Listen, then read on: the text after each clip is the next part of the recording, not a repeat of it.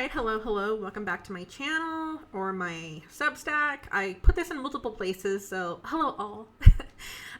Anyways, guys, so thing is, I've been really wanting to put more out there in a way that informs people and makes the content as digestible and easiest to understand. And I know a lot of us, or a lot of people realistically don't have time to sit there and read through these documents. And I mentioned this in one of my last uploads. This is part of the reason I'm doing this, is so you guys can hear me talk about this, listen in, and hopefully it'll help. And hopefully you'll be a little more informed just by I'm trying to keep these shorter, so that's even better. But let's start with this. I don't know, you guys let me know in the comments, like the video, all of that. Let me know if I'm on the right track, if you guys like this approach. I love technical writing. I love critical theory. I love all critical thinking comes with all of that, right? And so I'm trying to use a way to connect a lot of my interests and my strengths. And you guys are always going to hear me be if anything, I probably am overly honest and give too much information. I'd rather it that way than y'all not know. There's so many questions that come up with people online with their intentions with, oh, do they even think this because they don't say anything on this, and I don't want to do that. I want to be as transparent as possible. And if I'm uncomfortable with any questions you guys have, I'll tell you I'm uncomfortable answering that. It's a little personal. I don't want to answer that, but those are probably going to be rare. But anyways, yeah, feel free to let me know what you think. If you have any questions, let me know. If you have anything, any kind of if there's anything you've been wanting to know, but you haven't had time to go over and you want to hear me read through it or something, let me know. I'm open to suggestions as well.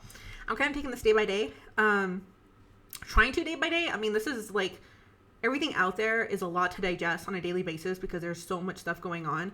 I will say, as I'm recording this, I just saw a little earlier this morning, I saw the update regarding the FBI raiding, with no real basis, Georgia's voting facility, raiding the voter rolls from 2020 and all the voter information. So that's not great. That's not great. And I will just say, if you don't understand the immediate urgency of that, I'm going to plainly say he's trying to steal the 2026 and he's trying to steal the 2026 elections. And if he can along the way, try to, even though it's been already put through court and most of us understand that anything he comes out with right now is complete bullshit, he's going to try convincing his base that 2020 was stolen from him. It's easy, as simple as that, guys. They're being very obvious, because they really think they're that untouchable, and they're not.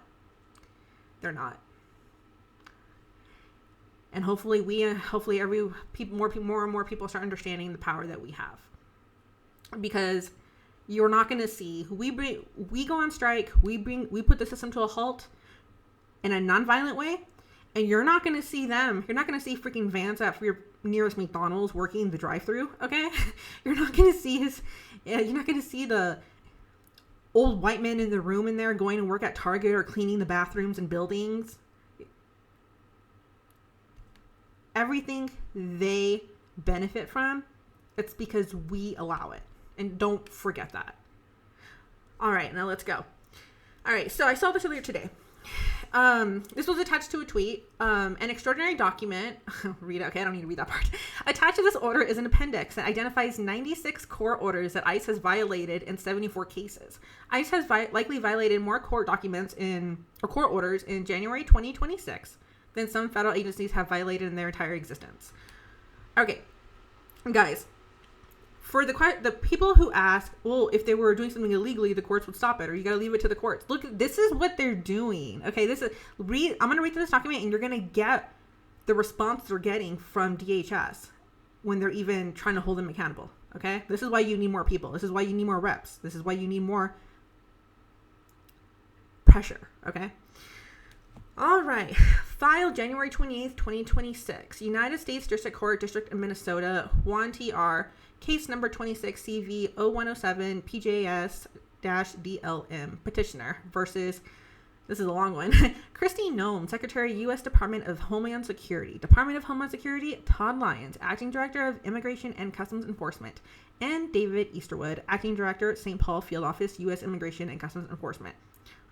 Respondents. Graham Blair Ohala Barbour Law Firm for petitioner. Anna H. Foss, United States Attorney's Office for respondents. On January 8th, 2026, petitioner Juan T.R. filed a petition for a writ of habeas corpus. The court issued an order requiring respondents to file an answer no later than January 12th, 2026. C-28 U.S.C. 2243, requiring judges to either forthwith award the writ or order the respondent to show cause within 3 days why the writ should not be granted. Okay. Respondents failed to answer. Accordingly, the court granted the writ in part and ordered respondents to afford Juan a bond hearing within 7 days, or failing that, to immediately release him from detention. ECF number 4. All right. Respondents neither held a bond hearing within the required time nor released Juan. ECF number 6. The court then issued a show cause order and scheduled a hearing at which it ordered the personal appearance of Todd Lyons, Acting Director of U.S. Immigration and Customs Enforcement, ICE. ECF number 7. The court noted, however, that if the parties filed a stipulation indicating that Juan had been released, the court would cancel the hearing. It would not require Lyons to appear. See, they gave him another chance, guys. They gave him another chance. The parties have now filed such a stipulation, ECF number 9, and thus, as promised, the court will cancel the hearing and Lyons will not be required to appear. That does not end the court's concerns, however. Attached to this order is an appendix that identifies 96 court orders that ICE has violated in 74 cases. The extent of ICE's non-compliance is almost certainly substantially understated. This list is confined to orders issued since January 1st, 2026, and the list was hurriedly compiled by extraordinarily busy judges. I don't know why they added that. Undoubtedly, mistakes were made, and orders that should have appeared on this list were omitted. Oh, okay. The list should give pause to anyone, no matter his or her political beliefs, who cares about the rule of law. ICE has likely violated more court orders in January 2026 than some federal agencies have violated in their entire existence.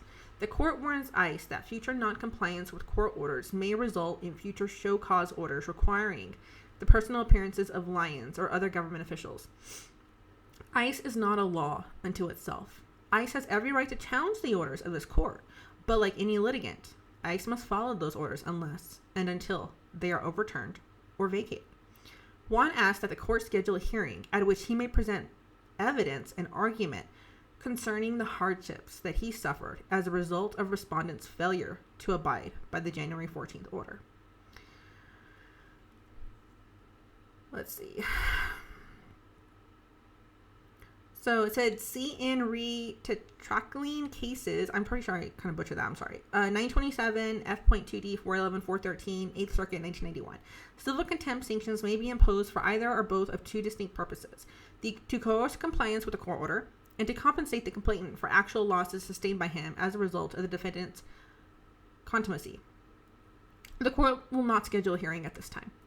If Juan wants to seek monetary sanctions, he may file a properly sanctioned motion to that effect. Order. Based on the foregoing and all of the files, records, and proceedings herein, it is hereby ordered that the hearing currently scheduled for Friday, January 30th, 2026 at 1 p.m. in courtroom 15 MPLS is canceled. So, even with evidence that ICE has violated so many orders, it's like the courts aren't that, like, and this is probably this is actually not probably, this is one of the issues, right? It's just from my observation, okay?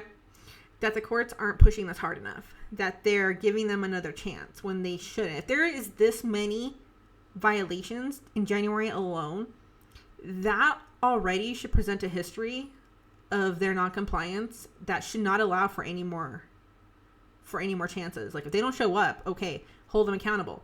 It's that lack of holding them accountable that gives them that emboldens ICE, that emboldens these departments to just ignore orders. That's crazy. Like, yeah, this was Judge Patrick Schlitz cancels contempt hearing Friday where ICE Chief Todd Lyons was to be forced to testify. But excoriates ICE for defying almost 100 court orders in last month. It's like,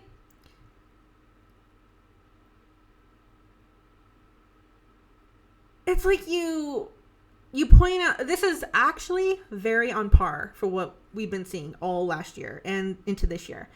It's like you see them say that ICE is committing crimes or violating the law, okay?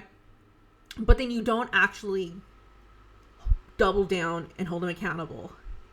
If we were doubling down on this as much as ICE is doubling down on their propaganda and their gaslighting through the mainstream media outlets, this would be a lot different. They would be facing resistance through every facet and a lot of resistance, but it's just not, they're not pushing it enough. And then not allowing the defendant to actually file through them. Yeah, pursuant to the district's policy in immigration cases. And like, I don't know, guys, you can let me know what you think. I think this is another piece of evidence of what ICE is violating, but also it's gonna cause the question, okay, then if you knew that they were doing this and there was a glaring pattern, I mean, the pattern is pretty much slapping you in the face. It's pretty much bitch slapping you in the face, and you're not doing anything. I don't know. Okay. If you understand why and you think there's a good reason that this turned out the way it did, feel free to tell me. But I mean, I just see it as further recognition of our laws being violated and continually letting them off the hook and further emboldening them to continue. You know? I don't know, guys. It's like when you're training your dog and you're trying to tell them, hey, don't do this. But then every once in a while you let them do this because you want to be nice, or you want to like not be the bad guy. Or even with kids, right? Like when you're trying to teach them right from wrong, or teach them, like steer them away from bad habits. And you don't double down, you don't stand strong, and they're going to get mixed signals. They're going to get mixed lessons. Except in this case, it's a bunch of fucking white supremacist adults. That's the only difference. But anyways, I don't know. Again, you guys tell me what you think. But yeah, that'll be it for today. I hope you guys have a nice evening, and I will see y'all in the next video.